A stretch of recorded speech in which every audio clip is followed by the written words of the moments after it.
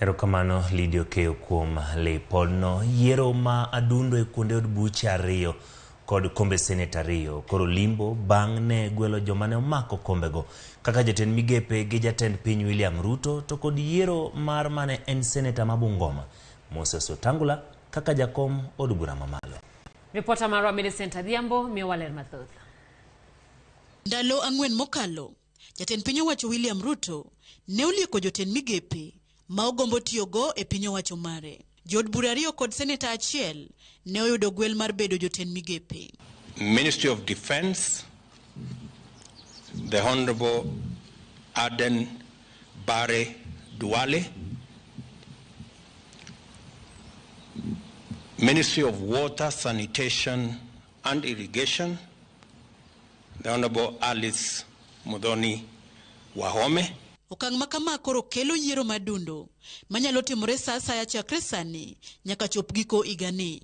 E thuolo modong' kuonde ang'wen mane otime yiero mar tarik 9 dwe mar aboro. Kuondego oting'o kaunti ma Bungoma ibro yiere seneta manyien.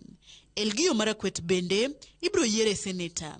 Kar chung' od bura ma Garissa Township ibro yiere jaod bura, ka kar chung' od bura ma Kandara bende ibro yiere jaod bura. Jaod bura mane oyiere kar chung' od bura ma Kandara Alice Wahome ne ogwel kaka jatend migawo mar yore pi. Jaod bura ma Garissa Township Aden Duale ne yudo gwelo mar bedo jatend migawo mar arita kwe maiye. Ka seneta ma Elgeyo Marakwet Onesmus Kipchumba Murkomen ne jatend piny owacho gwelo e lemo mar jatend migawo mar yore apida kod dongruok mag apeyni. Gwelo mar jaod buragi nyiso ni gibiro gwetaw kaka jaod bura mane oyier.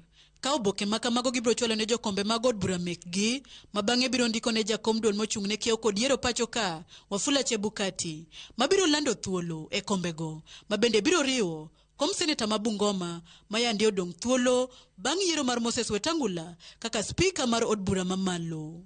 Kata kamano, chenrogo pod ni kod midhiero e nyimgi ni mar duol mochung' ne kiewo kod yiero pacho ka IBC yande nosegolo ywak e wi nok mar omenda moromo mag bago yiero moko madundo.